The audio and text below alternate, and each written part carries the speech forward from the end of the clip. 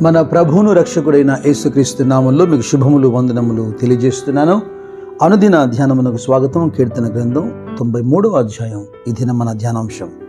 ఈ అధ్యాయము దేవుని యొక్క శాశ్వత రాజ్య పరిపాలన గురించి మనకు వివరిస్తోంది.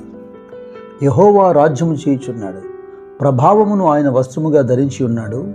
యెహోవా బలము ధరించి బలముతో నడుము కట్టుకొని ఉన్నాడు. కదలుకున్నట్లు భూలోకము స్థిరపరచబడి ఉన్నది. దేవుని రాజ్య పరిపాలనకు సంబంధించి 96వ అధ్యాయంలో కూడా 10-11 వచనాల్లో రెండు విషయాలు మనకు కనబడుతున్నాయి. మొదటి మాట యెహోవా రాజ్యము చేయుచున్నాడు అంటూ, రెండవ మాట యెహోవా వేంచేయుచున్నాడు. ఓవైపున యెహోవా రాజ్యం చేస్తున్నాడు అంటూ యెహోవా వేంచేయబోతున్నాడు అంటున్నాడేంటి? ఈ వచనాలు ఏం తలకిందులు కాలేదు, కానీ ఒకటి స్పిరిచువల్ కింగ్డమ్, రెండవది రాబోతున్న ఫిజికల్ కింగ్డమ్.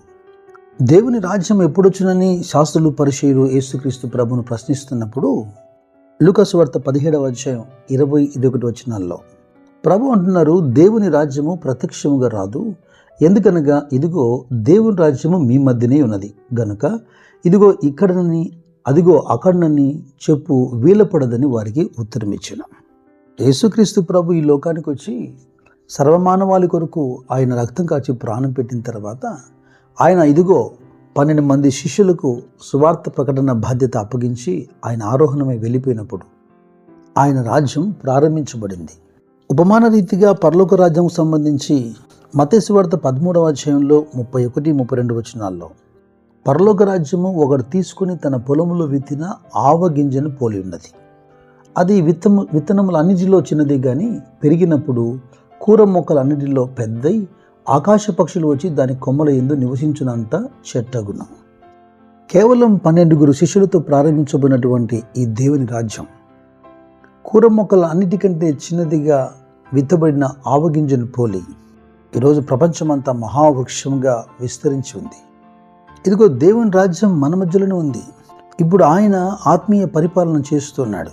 అయితే తన ప్రజల్ని పరిపాలించడానికి ఒక రోజున ఆయన భౌతికంగా దిగొస్తాడు. అపోస్తల కార్యములు 1వ అధ్యాయము 11వ వచనంలో యేసు ఆరోహణమై వెళ్ళిన తర్వాత శిష్యులు అలాగున ఆకాశం వైపు తేరి చూస్తుండగా ఇదిగో తెల్లని వస్త్రములు ధరించుకున్న 2 మనుషులు వారి ఎదుట నిలిచి, గలిలయ మనుషులారా, మీరెందుకు నిలిచి ఆకాశం వైపు చూచున్నారు? మీ ఎద్దు నుండి పరలోకమునకు చేర్చుకొనబడిన ఈ యేసే ఏ రీతిగా పరలోకమునకు వెళ్ళటం మీరు చూచితిరో ఆ రీతిగానే ఆయన తిరిగి వచ్చునని వారితో చెప్పిరి. దూతలు చెప్పినటువంటి ఈ వర్తమానం ప్రవక్తలు ముందే ప్రవచించారు. జకర్యా ప్రవక్త ముందుగానే ప్రవచించాడు. జకర్యా 14వ అధ్యాయంలో 4వ వచనం చూడండి.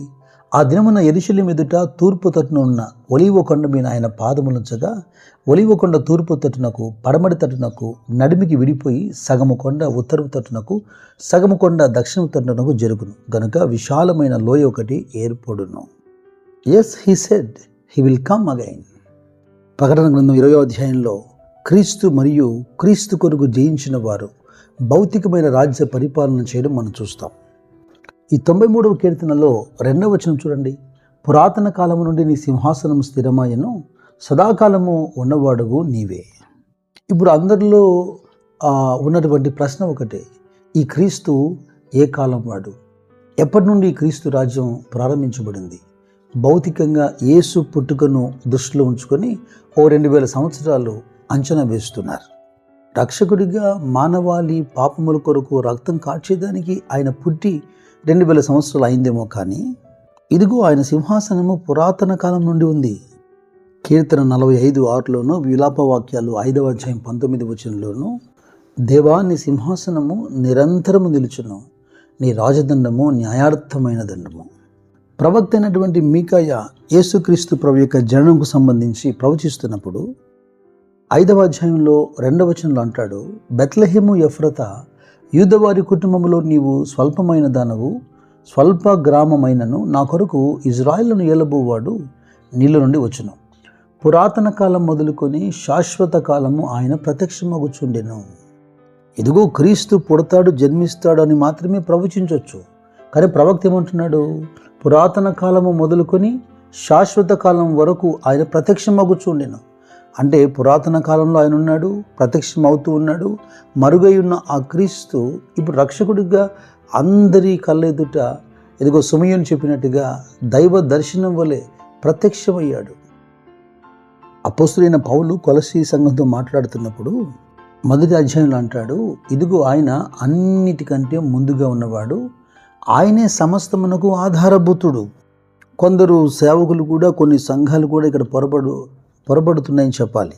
క్రీస్తు సృష్టికర్త కాదు అనేవారికి జవాబు, ఆయన అదృశ్య దేవుని స్వరూపమై ఉండి సర్వ సృష్టికి ఆది సంభూతుడుగా ఉన్నాడు. ఆయన మొదటివాడు, ఆయన సృష్టికి ఆధారభూతుడు అంటుంది లేఖనం.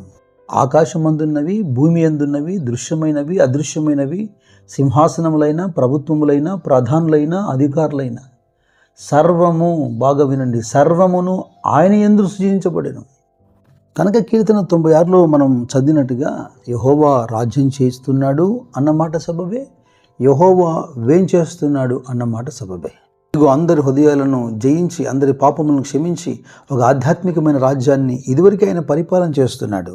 తన ప్రజలను పరిపాలించేందుకు అన్ని రాజ్యములను తొలగించి శాశ్వతమైన తన రాజ్యాన్ని స్థాపించడానికి రాజులకు రాజుగా, ప్రభులకు ప్రభుగా ఓ రోజున ఆయన భౌతికంగా దిగి రాబోతున్నాడు. ఇదిగో ప్రకటన గ్రంథం 22వ అధ్యాయంలో మొదటి వచనంలో కనపడుతున్నటువంటి గొర్రెపిల్ల యొక్క సింహాసనం, ఇది స్థిరమైన శాశ్వతమైన సింహాసనం. అయితే భక్తుడు ఈ 93వ కీర్తన ఎంత చక్కగా ముగిస్తున్నాడు చూడండి. 5వ వచనంలో, నీ శాసనములు ఎన్నడూ తప్పిపోవు, యెహోవా ఎన్నటెన్నటికీ పరిశుద్ధతయే నీ మందిరమునకు అనుకూలము. దేవుని యొక్క శాశ్వతమైన రాజ్యాన్ని వివరిస్తూ ఆ రాజ్యములో నివసింపగోరదగిన వానికి పరిశుద్ధతయే ప్రామాణికము అని చెప్పి ముగిస్తున్నాడు. ఆయన నిత్యరాజ్యంలో మీకు సమృద్ధి ప్రవేశము కలుగునుగాక. కృప మీకు తోడై నడిపించునుగాక.